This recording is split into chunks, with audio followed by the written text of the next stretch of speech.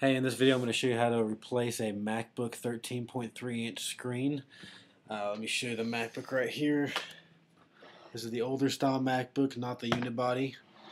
Normally on these type of MacBooks you have to replace this top case right here. So you have to pull the battery and you have to undo about 50 screws, and then you have to remove the CD-ROM drive and all that kind of stuff. I'm going to show you a way to do it really quick. I can get this done in probably about 15 minutes if I'm really hooking it. So first thing you're going to need, obviously, a MacBook with a broken screen, a regular screwdriver, a small Phillips screwdriver, and some kind of a probe helps as well. So just start off here, flip the MacBook upside down, and we're going to take the battery out. I do this just because I don't want any power remaining in the system at all. So I do that, and then I hit the power button a few times to kind of just make sure everything's flushed. So then I'm going to take the screen here, just pull it off. Don't rip it too hard, but you don't have to be real gentle. You can just pull it right off. It's typically, they pop right off pretty easily. So then we have our screen right here. So real quick, I'm going to go ahead and take out all these little screws. There's all these that go around the edges just like that all the way around. So let me hit those real quick.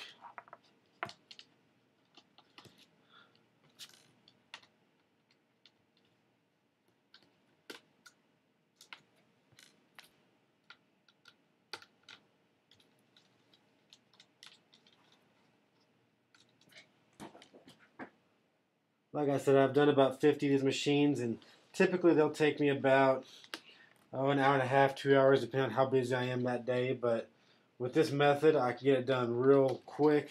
I don't have to pull apart the case at all. And I'm not sure this method's approved by Apple, but it sure does make life a lot easier.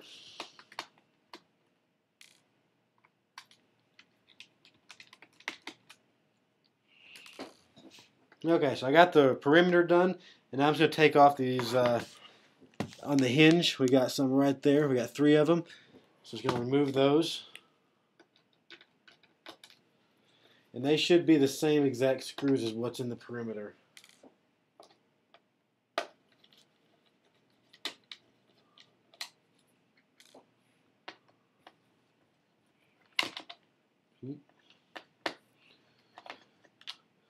Okay, so now once we get our screws out, we can just click the sides like this, and the whole screen should just pop right on out.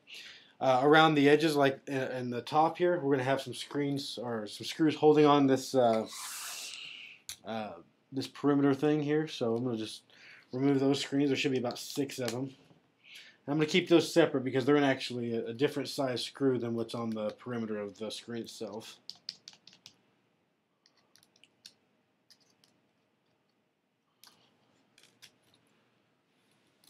So I got 2 on the top there, and depending on what kind of MacBook you have or what model, you could have 2 to 3 on the side. This one only has 2, but several I've done have had 3 screws on the sides.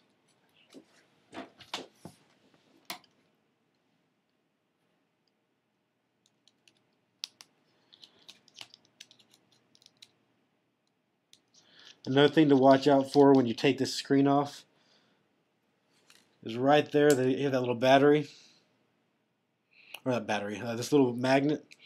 Take that magnet off, and you want to make sure that goes right back in the spot it came out of. So it comes right in this little slot right here, small side pointing up. So I'm just going to leave that there, because if that magnet's not there, then when you shut your lid, it won't put the MacBook to sleep. So we always want to make sure we have that. I've done a whole screen and left that magnet off and had to go back and redo everything just to get the magnet back on.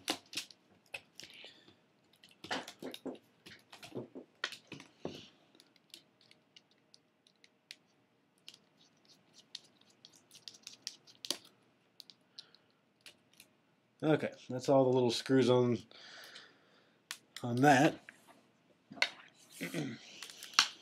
So now that perimeter comes right off. We'll peel all the tape on the back of this. There's several sections of tape. We're just going to peel them all off. I leave all this tape intact. The only thing I actually remove is that tape because I'm going to want to put it back on later. but everything else can stay where it is.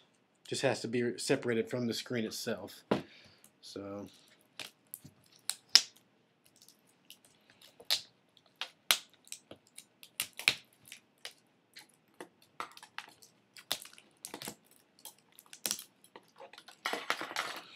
okay, so once you get the screen off, there's one little thing that's holding on, and that's right here inside the hinge. You have this little cable right here that runs inside the hinge. That's the only thing restricting it. So what I have to do is I have to pull my hands in here. Sometimes it's easier to grab a screwdriver and do it. Okay, I'm going to pull this thing back and just reach in.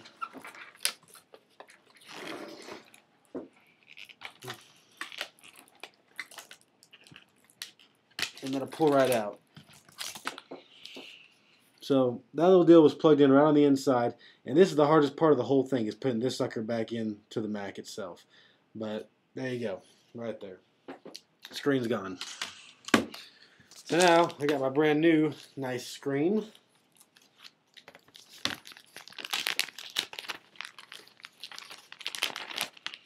Unpackage this.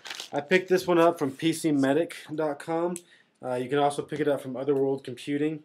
I think at my price on that was about $100 to $150, depending on if they have refurbs. I try to get refurb screen if they have them, just because they're about $50 cheaper on a refurb.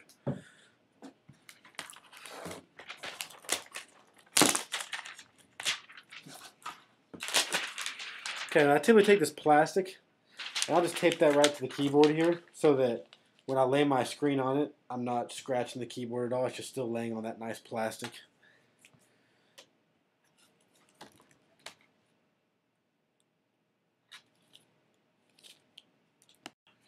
Okay, so I got my screen here. What I'm going to do is, well, first of all, let me show you this. I got this little deal right here. Some of them, they come in different colors, but basically this little pink section, when I plug this in, it's going to have to be towards the back. So I want it facing the actual back side of the MacBook. So just like that.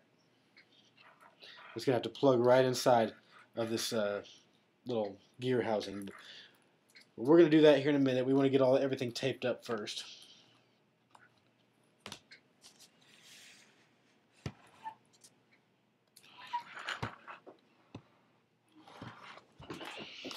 Alright, so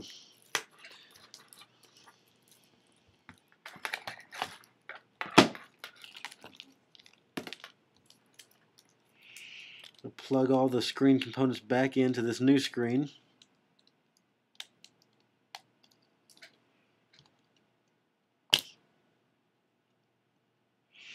You want to be careful not to press on the back side of the screen, or else you could crack it.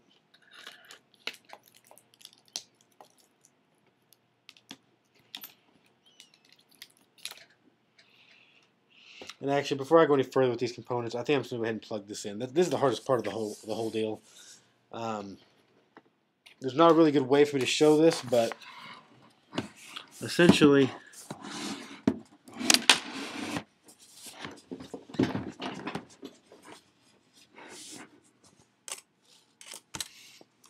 what I have to do is right here, I have to pick this up, and I have to shove this just like that inside a little hole. The first couple times you do that, it's going to be really difficult. I'll just tell you right now. But once you do it a couple times, you'll kind of get used to it. So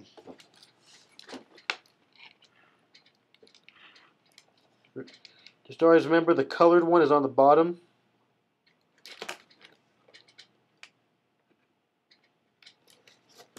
And don't be afraid to really pull up on that plastic section, because you might kind of scare you, think it's going to break, but it's pretty tough.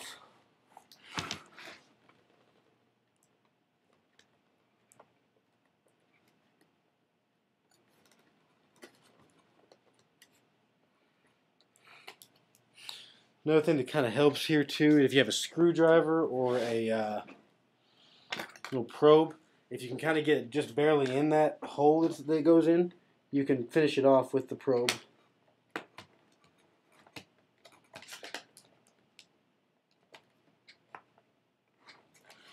And there we have it. Okay, in the last part of my video, it doesn't really show very well how to connect the monitor to the plug. So I'm going to show you on a broken down MacBook. So here's the MacBook with no keyboard, and then here's your monitor plug. Essentially, with the pink side down, it just goes into this little housing right there, and this plugs right in, just like that.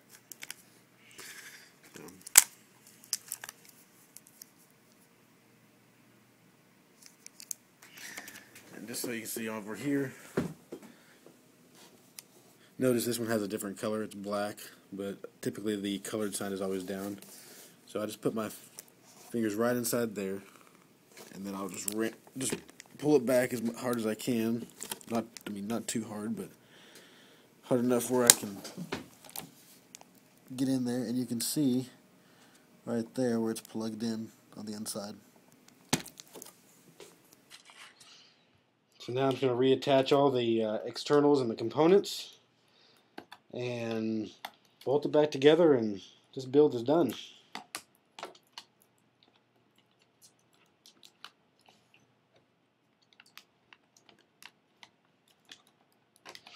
As you're doing this, you always want to make sure the wires are in their correct space, and there's little compartments that you can plug the wires into. As long as they're not sticking out or anything, you should have no problem putting the screen back on.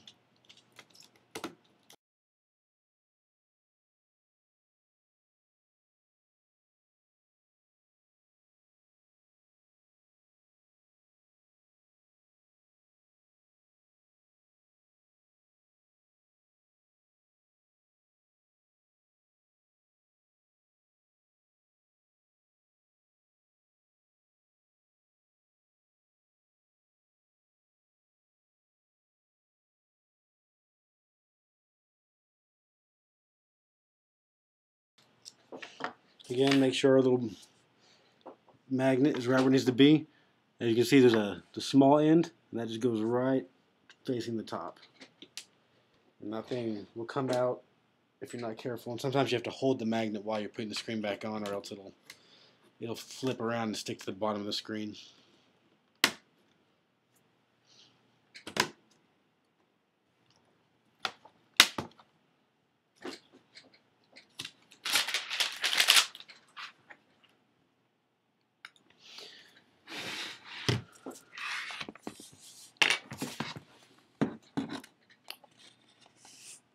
As you can see, if you can see, there's a little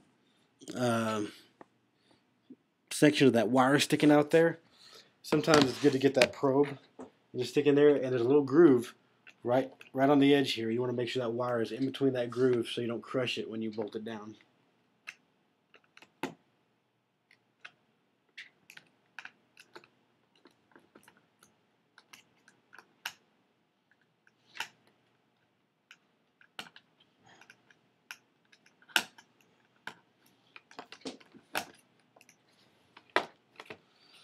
Definitely always want to be aware of that stuff. Nothing like getting your screen halfway together and then putting a bolt through a wire or a screw through a wire or something like that. That can really put a dampering on your whole experience.